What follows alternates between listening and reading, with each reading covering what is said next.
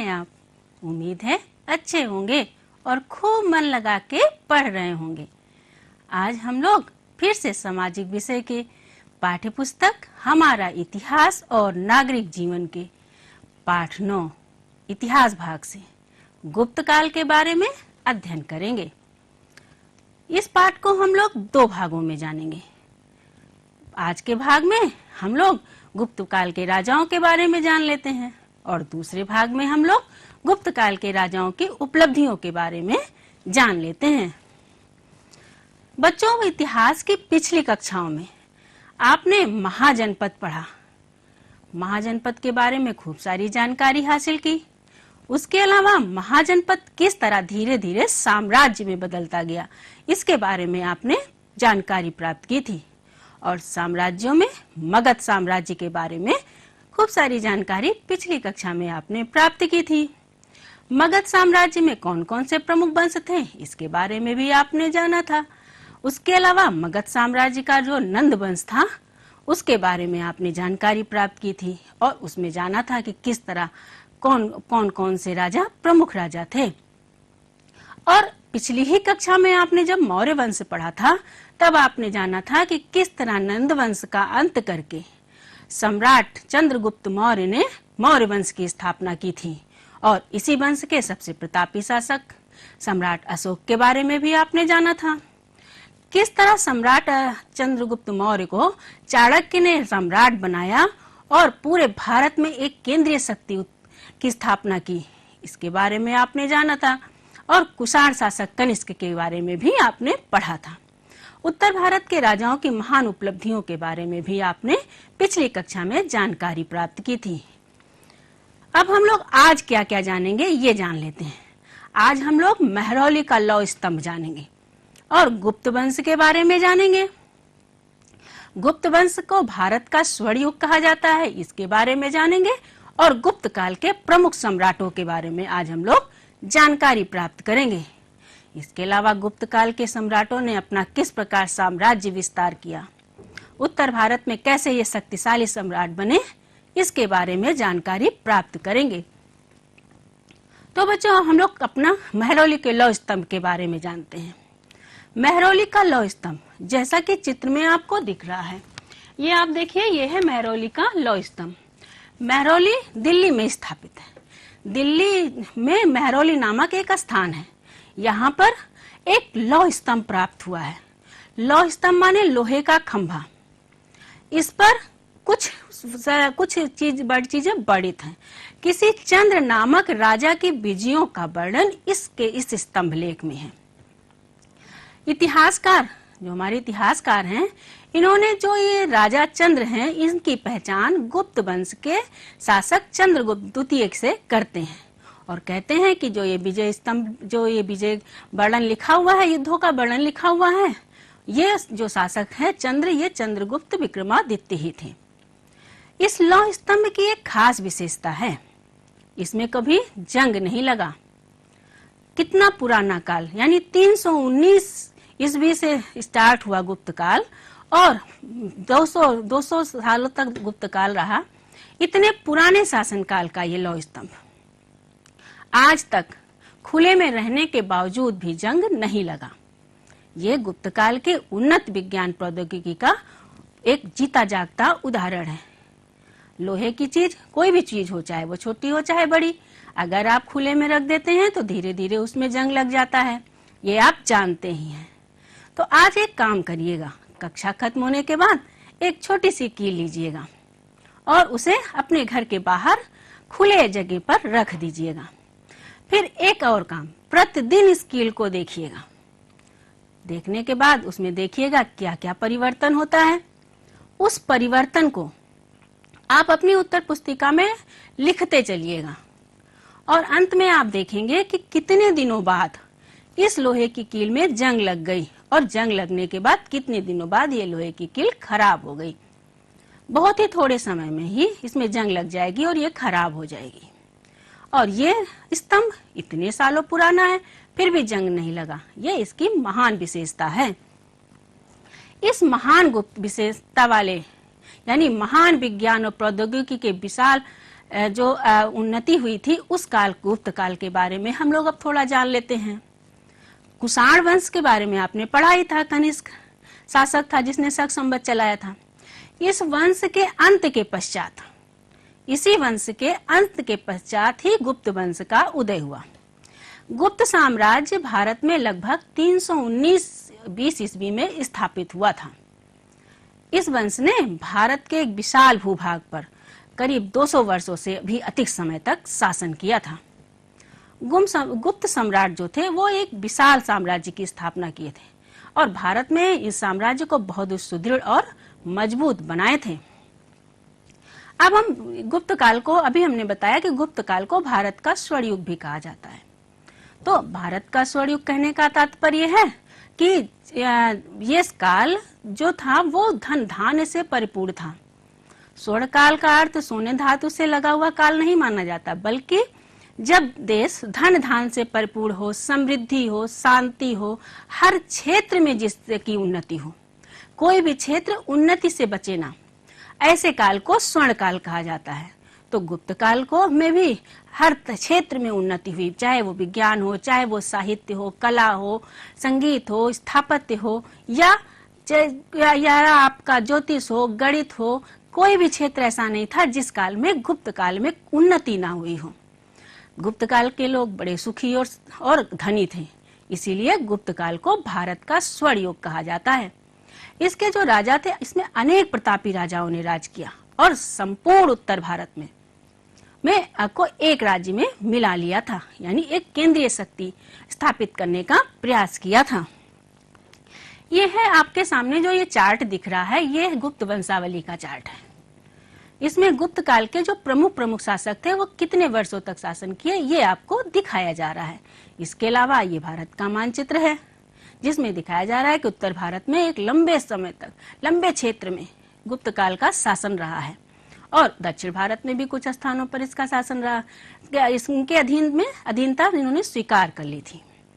अब हम लोग देखते हैं कि गुप्त काल में जो ये चार्ट है, गुप्त काल के कौन कौन से प्रमुख शासक कितने वर्षों तक शासन किए, इसमें आपको दिख रहा है। ये देखिए, गुप्त वंश के ने लगभग 319 बीस से लेकर 350 तक ईस्वी तक शासन किया था, यानी 230 और 31 वर्षों के करीब इनका शासनकाल भारत में रहा है। इनके जो प्रमुख शासक थे वो चंद्रगुप्त प्रथम, जिनका शासनकाल 319 ईस्वी से लेकर 335 ईस्वी तक का माना जाता है, अर्थात इन्होंने करीब 16 वर्ष तक शासन किया। उसी तरह चंद्रगुप्त, उनका बेटा जो चंद्रगुप्त था, उसका शासनकाल करीब 40 वर्ष का माना जाता है। इनका शासनकाल 335 ईस्वी से लेकर 375 ईस्वी तक था, यानी कुल 40 वर्षों का शासनकाल समुद्रगुप्त का शासनकाल था। इसके अलावा उनका बेटा चंद्रगुप्त विक्रमादित्य, जिसके बारे में महरौली स्तंभ के चंद्र के से इसकी तुलना की जाती है, उसका शासनकाल करीब 39 वर्ष तक का था। 375 से लेकर 414 ईस्वी तक इनका शासनकाल रहा। उसके बाद उसका बेटा कुमारगुप्त प्रथम के नाम से जो गुप्त काल में प्रसिद्ध हुआ, उसका शासनकाल था 414 से लेकर 455 ईस्वी तक, यानी कुल मिलाकर इसने करीब देखिए 414 से 455 ईस्वी तक का शासन किया था। और इसके बाद स्कंदगुप्त का शासनकाल था जो 455 ईस्वी से लेकर 465 ईस्वी तक का था, अर्थात इसने कोई 10 वर्ष तक का शासन किया। तो इस तरह से इतने इनके प्रमुख शासक थे। इसके बाद भी शासक हुए, लेकिन धीरे धीरे गुप्त काल की सत्ता समाप्त होती गई। और ये जो मानचित्र आपको दिख रहा है, इसमें देखिए ये संपूर्ण उत्तर भारत गुप्त काल के शासनकाल में था और दक्षिण के भी कुछ राज्य इनके अधीनता स्वीकार करते थे। तो आपने ये देखा कि गुप्त काल एक जो लंबा समय चला, 230-31 ईस्वी तक चला, उसका शासनकाल किस तरह से कौन कौन से प्रभाव शक्तिशाली सम्राट हुए और उनका साम्राज्य कहाँ तक फैला। अब हम लोग इन राजाओं के, कुछ प्रमुख राजाओं के बारे में भी जान लेते हैं। सबसे पहले राजा का नाम, जो गुप्त वंश के प्रथम शासक माने जाते हैं, उनका नाम था श्रीगुप्त। श्रीगुप्त गुप्त वंश का प्रथम शासक था। इसके बारे में इतिहास में बहुत जानकारी नहीं मिलती है। चीनी यात्री इत्सिंग, चीन से जो भारत आया था, उसके ग्रंथों में श्री गुप्त का उल्लेख मिलता है। उसने लिखा है कि श्री गुप्त ने चीनी यात्रियों के लिए एक मंदिर का निर्माण कराया था। पुराणों में के अनुसार इनका राज्य प्रयाग, साकेत और मगध तक फैला था। इसका पुत्र था पुत्र घटोत्कच था। ये भी इसके बारे में भी बहुत जानकारी हमें इतिहास में नहीं मिलती है। केवल पूना ताम्रपत्र से इसके बारे में थोड़ा बहुत पता चलता है, जो उसके शासनकाल को दर्शाता है। अब हम लोग घटोत्कच के पुत्र चंद्रगुप्त प्रथम के बारे में जानते हैं। इस वंश का यह सबसे प्रतापी शासक था और प्रथम इसको चंद्रगुप्त प्रथम के नाम से जानते हैं। इनकी रानी का नाम कुमार देवी थी। तो कुमार देवी था जो लिच्छवी गणराज्य की राजकुमारी थी। यह इस वंश का प्रथम शक्तिशाली सम्राट माना जाता है और इसे ही गुप्त वंश का वास्तविक संस्थापक कहा जाता है। कहते हैं इसके साम्राज्य का विस्तार पूर्व में मगध से लेकर पश्चिम में प्रयाग तक फैला था। पूर्व से मगध का राज्य जो इसका से लेकर पश्चिम में प्रयागराज तक इसका शासन फैला हुआ था। इसने ही सबसे पहले अपनी राजधानी पाटलिपुत्र को बनाई थी। पाटलिपुत्र मगध में है, मगध की राजधानी थी। इसी तरह इसने ही अपने पूरे साम्राज्य की राजधानी पाटलिपुत्र को बना लिया था। इसने अपने साम्राज्य को सुदृढ़ और मजबूत बनाने के लिए अनेक वैवाहिक संबंध स्थापित किए।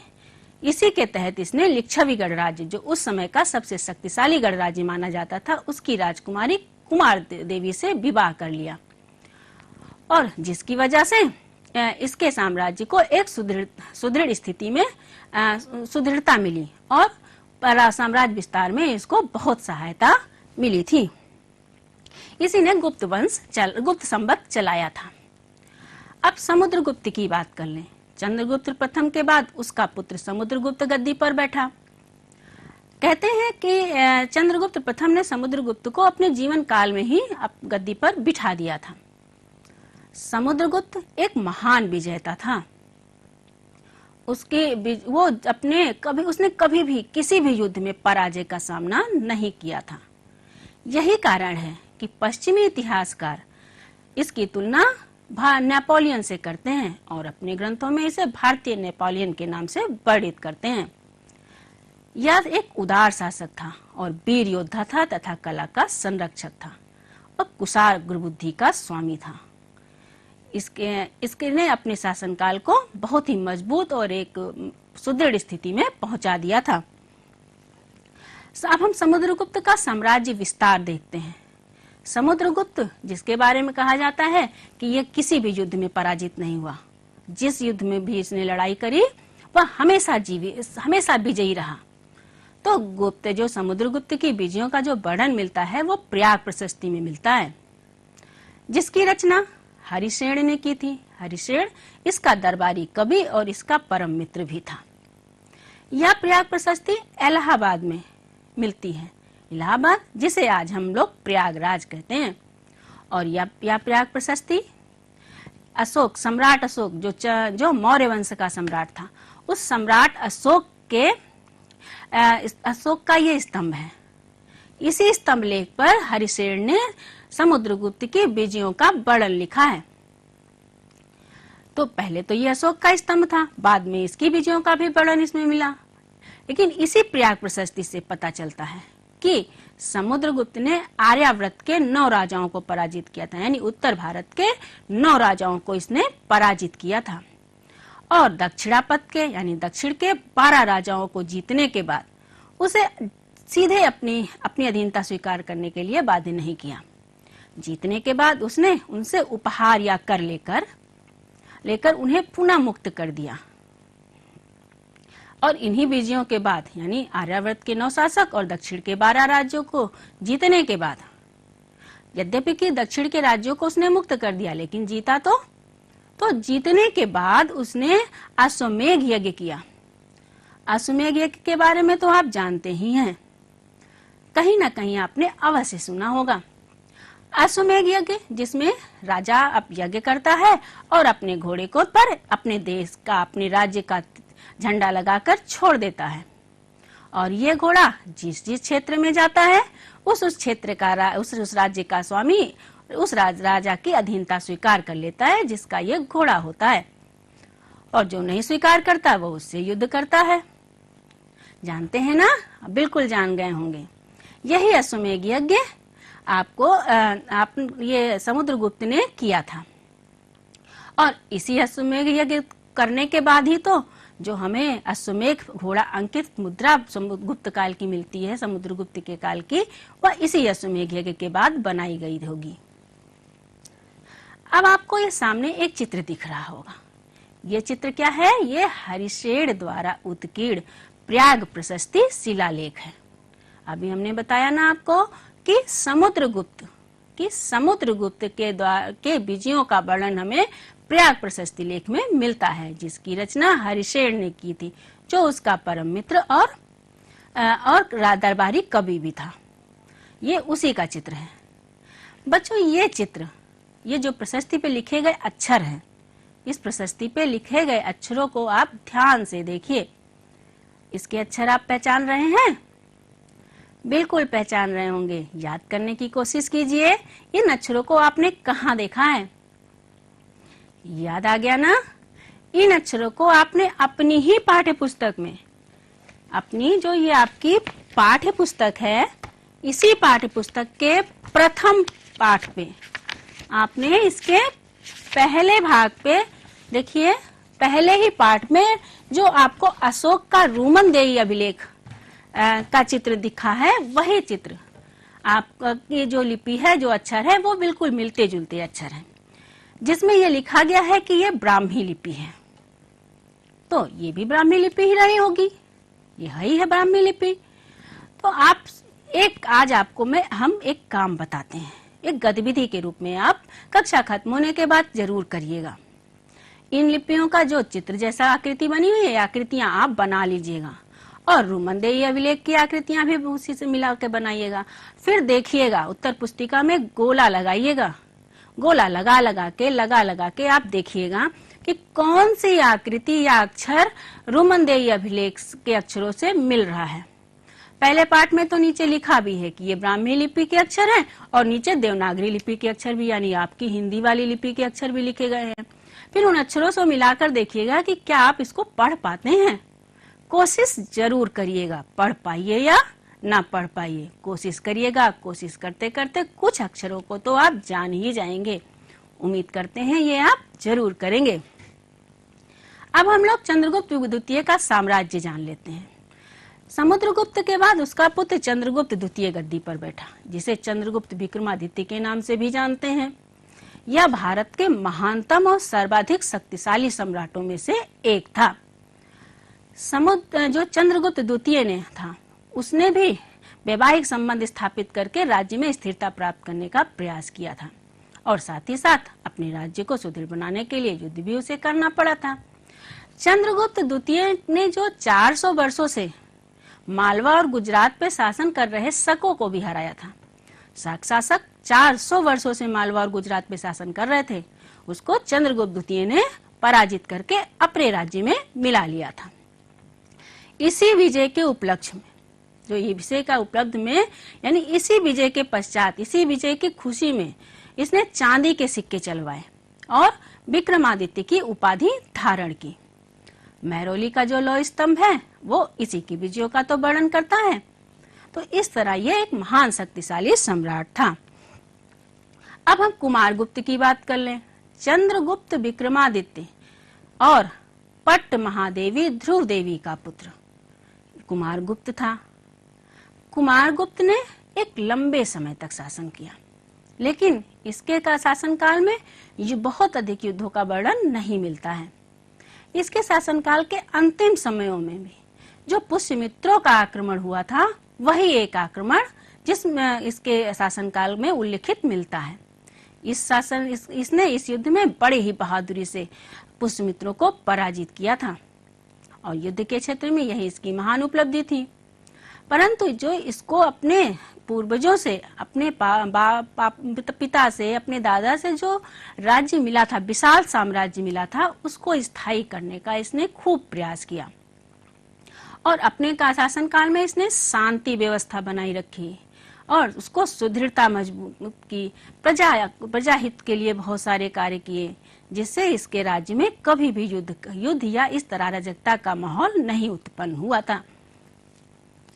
अब हम स्कंदगुप्त की बात कर लें। पिता की मृत्यु के बाद स्कंदगुप्त गद्दी पर बैठा। स्कंदगुप्त के शासनकाल में गुप्त सम्राट में जो हुड़ थे उनका आक्रमण हुआ था।